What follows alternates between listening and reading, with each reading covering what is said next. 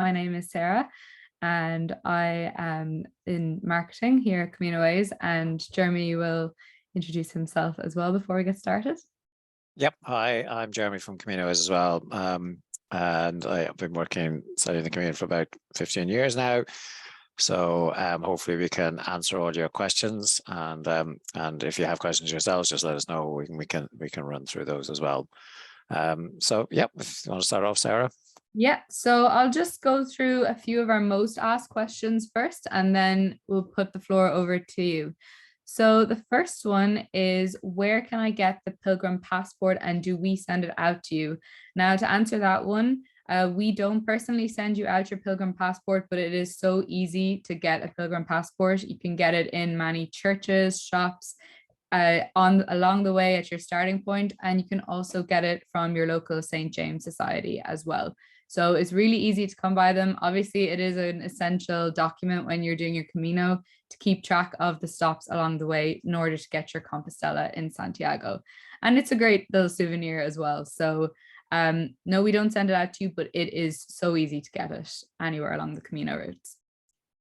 The next one, Jeremy, will ask you, so how does dinner work on the Camino de Santiago? Is it included in the itinerary or do people get it themselves? Yep, so there's a couple of things here, I suppose. So specifically, if you book with us, we can include or exclude dinner.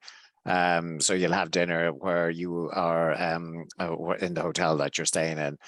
Generally, we provide dinner in the smaller towns and cities because there's not an awful lot of restaurants smaller towns and villages. There's not an awful lot of restaurants where there is available for dinner.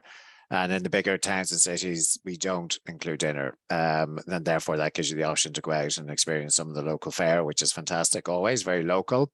And that's essentially how it works. If you don't have dinner, there's always somewhere to get dinner. If you're staying in a hotel, you can just request dinner from the hotel, and they will tell you if they don't and where the best place is to go and have dinner as well. There's plenty of availability. We get asked a lot about dietary requirements as well. And while we all have dietary requirements and we all have our needs, I think in northern Spain, especially in the very rural areas, they're still very traditional. They still will serve you their meat to veg or fish and to veg. They don't particularly understand the fact that some people are vegetarians or some people are vegans or some people are have specific dietary requirements. It's a very rural traditional area, and it can be challenging for people who have dietary requirements. So I always suggest you check, or when you go to eat or where you go to eat, you always inform the restaurant or the hotel well in advance of the fact that you have dietary requirements, and this is them. I've had experience myself of going to a restaurant and saying, no, we have a vegan, and they've just pretty much said, well, this is our menu, we don't offer anything else. And that can happen a lot. So, again, I say to people as well, if it's to supplement your diet, maybe you could bring some porridges and things like that for breakfast, because they may not have anything adequate for you, and the hotel will always heat it up for you in the morning. So that's just something to add there. But the food is fantastic. It's very, very local. It's very, very fresh. It generally comes from the backyard, and it's very good. Mm-hmm. And actually linking to that, so there were a few questions about what people might do for lunch when they're on the Camino as well. Yeah, and on most of the popular routes, so let's say, for instance, if you're walking anywhere within 100 kilometers of Santiago de Compostela, a lot of people will start kind of 100 kilometers from Santiago and walk into Santiago. These are the most popular routes. Therefore, this is where a lot of the services have set themselves up. And for every 3 to 5 kilometers, you're going to come across somewhere you can stop for food, coffee, refreshments, lovely little cafes, converted barns, hostels as well will have cafes that will serve you food. So on the other locations, there's still plenty of cafes, but maybe not as frequent. So you just need to maybe be prepared, maybe have a bit of food in your day pack or your backpack for the day, and have enough food and water that's adequate for the day. I always say to people, no matter where they're hiking, just to have enough supplies that's adequate for the day, just in case you don't come across anywhere. Yeah, and we actually have quite a few lists about tips for vegans, vegetarians, and just snacks in general. as well on our website. So do feel free to check that out as well. So we offer luggage transfers, and not everyone might be aware of that. So Jeremy, can you just tell us a little bit about how the luggage transfers work?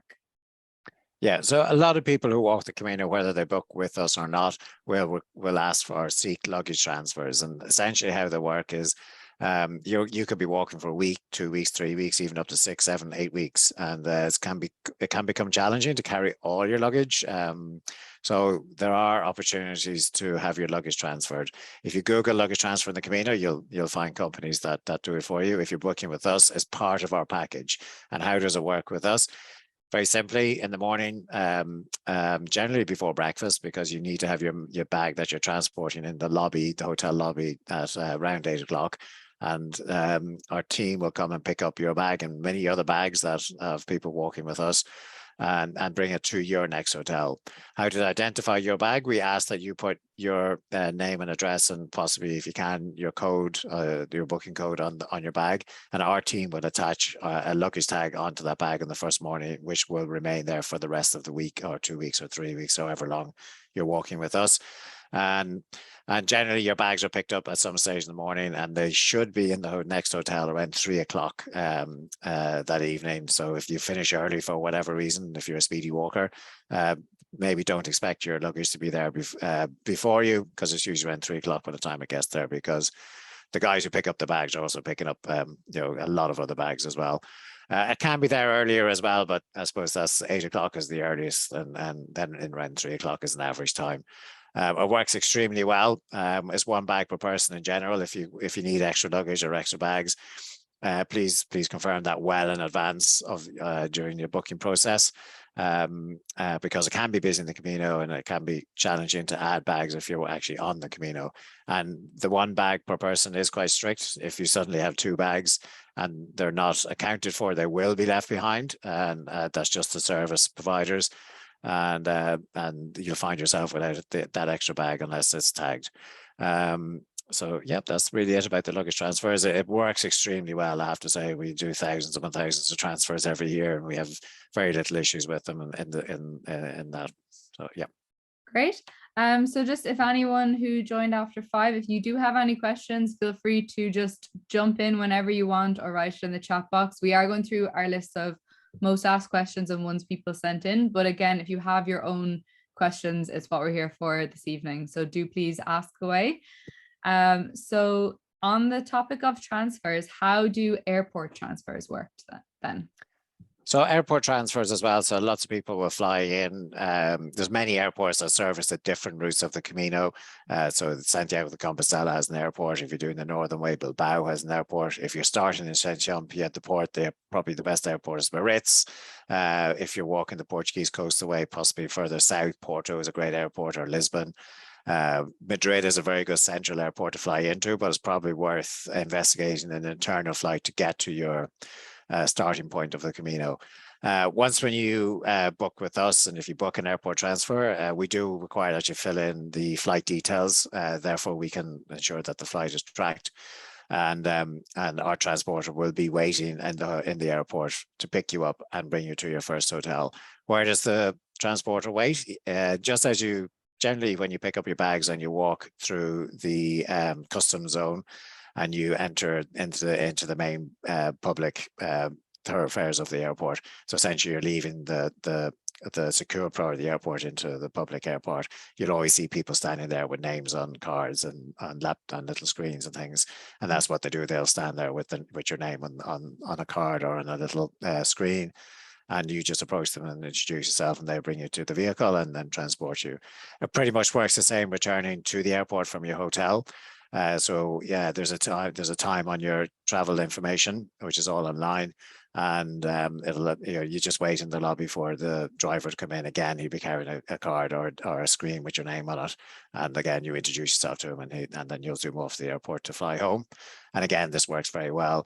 We do ask that if you have any delays on your flights, that you try to inform us as soon as possible, so then we can reset the time or track your flight to let our transporters know when you may be arriving. But it's good to keep us up to date. We do have an assistance phone number that's you can use while you're on tour. And that includes for any transfers that you may be late, or flights that you may have been delayed on, which is quite common these days now since COVID. Lots of flights are delayed, and back to the old days of flights being delayed. Hopefully they'll sort that out soon. But yeah, we had many delays this year. And then if you don't, let us know. Our transporters will wait for an hour from the scheduled arrival time, and then they'll go. And I'm afraid that transfer is then null and void. But if that happens, there's plenty of taxis, plenty of buses outside the airport that'll get you to where you're going. Great, thanks. And you mentioned the assistance phone. So what kind of support does the assistance phone offer, and when can people use it? Yeah, so on most self-guided trips on the Camino, it is self-guided. So you are walking from A to B to C to D, from your start to your finish. The Camino is very well signposted, it's very well serviced, it's very well populated, and everything usually works from the start of the morning to the end of the evening. But at times there can be an issue, and this is where we have our 24-hour assistance phone. And typically, what would that be used for? Well, we talked about airport transfers. If your flight's delayed, or if you have an issue, if you can't find your driver, and then same with luggage transfers. There is not a time where a bag may not arrive for whatever reason, and that's a good time to use the assistance phone. We'll always locate the bag and get it to you if there is an issue for whatever reason. And then there's any issues with your hotel, your booking into a hotel. A lot of people use it for that. When I do say it's 24 hours, I mean, it is an assistance phone, it's not an emergency number. If you have an emergency, typically it's medical. There's not much we can do, unfortunately, for you if you have a medical emergency. So the best policy is definitely to call the local emergency services. It's always good to arm yourself with the correct numbers for that. If you call us, with a medical emergency, that's exactly what we'll tell you to do, is to contact the local emergency services. So it's not really there for medical emergencies. As I said, the best thing to do then is to contact the local emergency services. You are in Spain or France or Portugal, they do have fantastic hospitals that will look after you, and an ambulance services, and thankfully we have very few of those instances. We have an average about 10,000 people a year walking with us, and I can tell you now that the instances I can count on one hand. So that's why the Camino is extremely safe, and therefore the assistance phone, which you can use on via WhatsApp or via voice, and it works very well. Yeah, and I believe 112 is the emergency number for Europe, and it is in English too. So that will really help you if you do need an emergency. There are no qualified doctors on our team, unfortunately. So we also get some questions. Now, obviously, if you are transferring your luggage, you might not have as much of a need for this, but people are asking, can I do laundry on the Camino?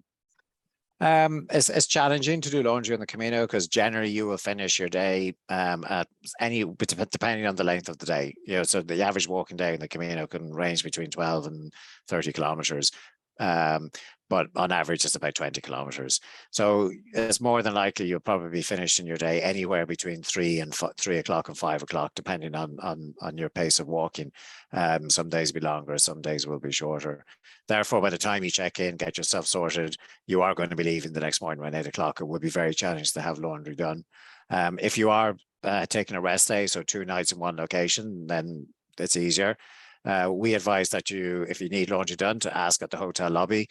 If they do it, they'll do it themselves, or if they don't, they'll direct you to a local laundrette that may be able to get it done for you. These days, with good technical hiking gear, it generally doesn't need to be washed. It's amazing. It's amazing gear. There's some fantastic science within it, and you can throw your hiking shirt or trousers into a sink, give them a quick rinse, hang them up, and they're dry within an hour. And also they feel clean when you put them on the next day. So really, expect your socks, bring plenty of spare socks. I always say bring merino wool. They're excellent socks they wick away the moisture from your feet, but they also remain quite fresh, if I can say that, for a couple of days. So a couple of pairs of merino wool socks goes a long, long way, literally, when you're hiking. So yes, laundry, challenging. But if you're having a rest day and taking a day off, it is possible, obviously. Most hotels won't. Only the hotels in the bigger cities and towns will. Yeah, great. And you've May actually, yes, please. I interrupt? Please, yeah. I'm just talking socks, and I'm wondering about footwear. What if I should give on footwear? I have traditional hiking boots. Is that what I should be taking, or should I be going for something lighter? Or I have no idea. So this is the eternal question. Hiking boots. You're obviously from England. And yes, but I live in Switzerland, so I'm used to hiking in hiking boots. But I'm not sure about Spain and whether the hot weather and great question. I mean, if you're in Switzerland, you're probably hiking up quite challenging mountains over quite rough terrain. Hiking boots generally have a very rigid sole, and they become high up your ankle. These are great for walking up mountains with challenging terrain, because they will stop slippage. They will support your ankle. They are not great for trail walking, which the Camino is. So the Camino is on a mixture of road, forest trail, and maybe a little bit of forestry trail as well. So the footing underneath is not challenging. Therefore, you need a flexible sole footwear. And these can be anything from, like a lot of people call them approach boots or shoes. So if you think about, I'm going to approach the mountain on a nice pair of comfortable hiking shoes or boots, and then I'm going to put on my very rigid hiking boots to go up the mountain. And I think that's very important to note, that the soles are flexible, and they can come up over your ankle, or just like runners, they can be low cut as well. And I always wear something above my ankle just to give that bit of extra support. But what does support as well is a good wide soled shoe or boot, and that's very important as well. I mean, that in most outlets that sell hiking gear these days, the staff is very well informed, very knowledgeable, and if you tell them exactly what you're doing, they will recommend a type of shoe for you. Definitely wear it well in advance of going on your tour, and then you'll know if it's good enough for you or not. So definitely test them out. And yeah, so I do think that's important. But flexible soles for me are probably the number one. Okay, thank you. No problem. Does anybody else want to chime in now? Anybody? No? Okay. Yeah, I had another question. Sorry, I missed the earlier part. I was dropping off my child at school. I would like to travel the Camino with young children, if possible. Has anyone ever done that? And if so, what would make it successful? I'm coming from California. We have a lot of trails here. We do a lot of hiking, but obviously I don't expect my child to walk all that by himself. So I assume to put him in a carrier or some sort of thing, but is it doable or realistic? Well, everything is, and you will probably be the best person to answer that, to be honest with you. It's absolutely is acceptable to bring children on the Camino, as long as you understand the challenges of doing that. Anything with wheels is not going to work really, because the terrain, while I did say the terrain is easy, it can be quite, there's areas where it can be a little bit rough and very hard to push a wheelchair, or sorry, a pushchair up and down hills and trails. So if you're carrying your child, fine. Make sure that your carry pack is extremely good, well fitted as well. If your child is walking, I mean, the average day is about 20 kilometers. If you're walking, if you're looking at maybe having a shorter walk per day, then from Sarria Santiago in the French route, 100 kilometers, there's plenty of options to shorten your day, because there's lots and lots of hotels along that route. So we can bring it down to about 10 kilometers per day. But obviously you need more days to finish into Santiago de Compostela then. So lots and lots of people do walk with families. I see that Sarah's just posted up a link for walking the Camino with families from our website. So there's lots of information on that as well. But you know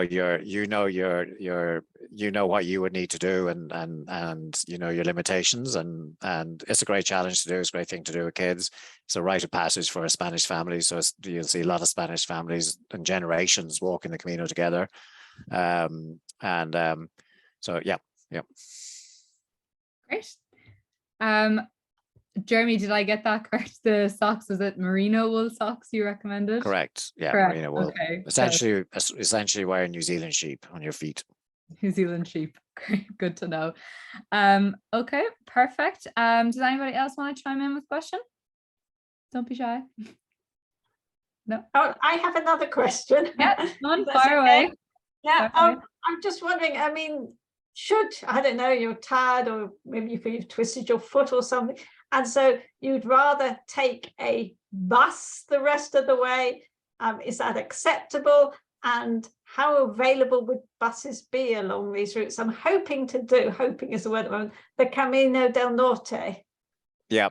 Okay. Well, the Camino del Norte is excellent. It's very good, but the trail varies. So you'll vary. Just think in the morning and evening, you're going to be either leaving or entering a town or city. So you'll obviously be on the road for a little bit.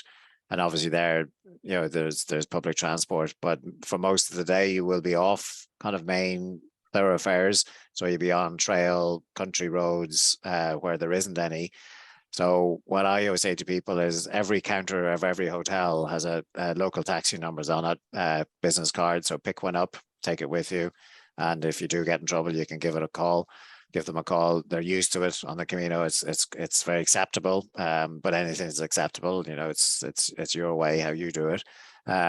If you feel a distance might be too long on a certain day, it's not a bad thing to actually get a taxi for the first couple of kilometers, and they'll drop you off somewhere and you continue along the Camino. But then in all the cafes and restaurants along the way as well, there'll always be taxi numbers in those places as well. And as I said before, you're never more than 5 kilometers at most from somewhere you're going to stop. So that'll be the maximum distance you'd be from somewhere where you could find a stop. Usually you'd be a lot sooner than that. Okay, thank you. Okay. Anyone else? No? Okay. So one other question that we do get asked is, what's the difference between the types of accommodation on the Camino? So from hostels all the way up to paradors. Yeah, so let's start at the top and work down. So at the very top, you have paradors, which I don't know if anyone knows, are in Spain. They started to worry about all of the old monasteries and castles falling into disrepair and falling apart. So they did a fantastic partnership, public-private, where they brought in people to create fantastic hotels called paradors. So paradors are hotels which are generally five-star plus, generally old monasteries or castles converted into hotels. Really amazing places to stay. That cannot be found everywhere, but in towns, obviously there's a famous one in the square in Santiago de Compostela. There's one in Leon, there's one in Burgos. So they're dotted around. So they would be really desirable places to stay in, part of our superior collection. And what's also part of our superior collection would be 4 or 5 star hotels. Again, where they are available, they're not obviously available in every town. But definitely in the larger towns and cities, we would usually have a 4 or 5 star hotel, which would be a typical 4 or 5 star hotel. And then what we call our standard collection would be anything up to 3 stars. A lot of hotels wouldn't have a star because they're local, family run, very old hotels. So they don't bother to go seeking stars. And to get a 3 star, you need to have a lift or in your hotel. A lot of these places are so old, they don't have lifts. So some people would come back to us and say, well, I stayed in a hotel that had 1 star above it. While they have 1 star above it, as I said, they haven't gone seeking a star. So the rooms, the food, everything else is absolutely fantastic for our standard accommodation. And that would be what most people will book. The standard will vary. The type of hotel will absolutely vary, because don't forget, you're traveling through a country by foot. And as you move through that country, you'll be staying in cities, small towns, large towns. So you'll see kind of everything from very country, rural accommodation to typical accommodation you find in a city. We also have country cottages, which, as I say, the Casa Rurals, country cottages, and they're offset the Camino a little bit. Usually they're off the trail, so you need to be picked up and brought to these places and then brought back the trail next morning.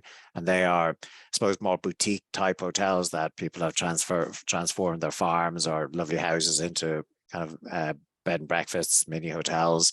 They're they're very varied. You really, because boutique hotels, I think it defines a varied type of hotel. You can really get everything from a room above a stable to a fantastic converted barn to a fantastic kind of artist quirky house. You know, there's lots and lots and lots of different types of casserelles. And then, of course, we don't book them, but you have the hostels, which are dotted all over the Camino. Lots of apps and information online of where and when they can be found. Generally, they don't take forward bookings, so they'll take the book. They'll take you in as you arrive. So that can be a bit challenging as you get closer to Santiago because they can fill up very quickly. And as hostels go, yes, you can either be in a room with 4 people or 400 people. Well, maybe not that extreme, but there's definitely 1 or 2 hostels on the Camino that fits about 40 people into a big room. But generally, you'll find it's kind of 4 to about 10, and shared amenities, and cook your own food and all the usual. And actually, in the hostels, you can wash your own clothes as well if you're very proactive. Very proactive. I think the most people I've ever shared a room with in a hostel was about 12, and that was already too much. Okay, so we have just under 10 minutes left. So if anybody else has any additional questions you want to ask, please do. If not, I will. Oh, sorry, can you say again about applying for the passport? Yeah, so if you want to get a Camino passport, a pilgrim passport, Jeremy will probably even have more information than me on this, but you can get it before you leave at a St. James Society locally, or you can wait till you get on the Camino, and at your starting point, wherever that is, you will have no problem getting one in. A church is a great first stop, and then otherwise shops and restaurants, other places along the way. Sorry, maybe not restaurants. But Jeremy, maybe you want to maybe have a bit more information on that than me. Yeah, I mean, before you go, you can buy it online. Just Google Camino passport.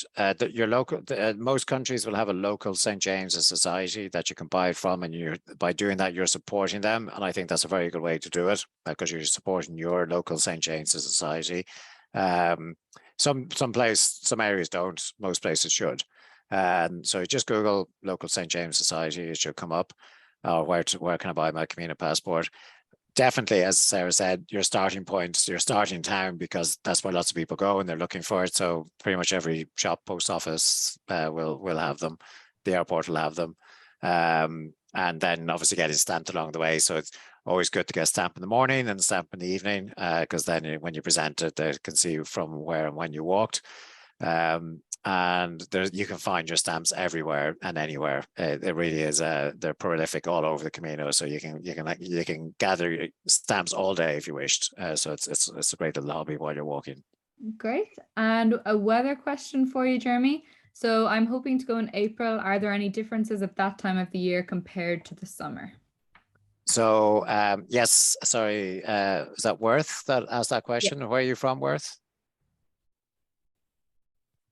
Okay. Well, Miami. Okay. So yeah, so you're for you, April's going to be quite chilly. Average temperatures anywhere between 15 and 20 degrees. Sorry, I don't know what that is in Fahrenheit. And you may experience some rain, but then again, with all the climate issues we're having, in the past few years, April's actually been a very good month. Lots of sunshine, lots of heat. So it's quite challenging to tell you exactly what it's going to be, because in the past few years, April's actually been very good. But traditionally, it's obviously cooler than the summer. The hottest months being July and August in northern Spain. It's not as bad as southern Spain. Northern Spain is very green, quite temperate. You are quite close to the coast or the Atlantic seaboard, so you have that kind of weather coming in over you. But April, May, June, great times to walk the Camino. And the accommodation offerings are the same in April as they are in the summer? It's a follow-up question from Worth there.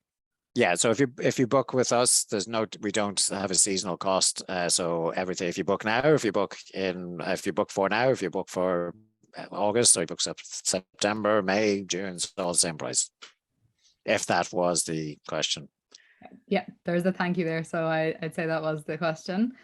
Okay, well, if you have any questions after this, I'm just going to pop our email in and our Facebook, Instagram, and Twitter. You can email or you can contact on social media at any time, and someone, myself if it's social media, like someone will get back to you with an answer. So this is our last webinar of the year, but we'll be back in the new year with here to answer all your questions again.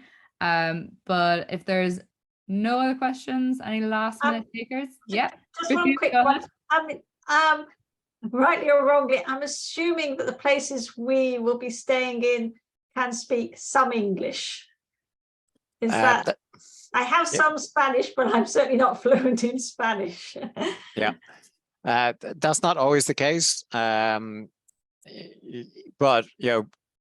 obviously the Camino is absolutely populated with English-speaking people, and they always get by. But not everybody's going to speak English. That most people will have some sort of basic English at basic level. In the bigger hotels, yes, but in the smaller, more rural hotels, there's a possibility they won't. But people always seem to get by with hand gestures and simple words. Yeah. Plus, there's always Google Translate if you're really in trouble. I hate referring to having to use things like that, but that'll always work. So it's something people do ask quite a bit, but it's something we don't get feedback from when people do the Camino, so they're always happy on that vein. I think as well, if you make the effort by even just saying buenos dias or buenas tardes, like I've put some useful Spanish links in there, and we have a phrase book, but Google Translate is fine. I mean, I've traveled a lot, and I think if you make an effort with your 1 or 2 words of Spanish, people are a lot more accommodating to you as well, even if everything you say after that is English. So I wouldn't worry too much about it. The Spanish are lovely people, so they just want to welcome you in, basically. Bit of a gracias here and there and you'll be fine. Thank you. Okay, no problem. Well, thank you all very much. I think our time limit is about to run out on the Zoom meeting, so I just want to say thank you before we do get cut off, and hope to see you at the next one. And again, if you have any more questions, please do contact us. Yep, thank you everyone, and happy December. I'm not going to say the C word just yet, so I'll say happy December, and we will hopefully see you on the Camino.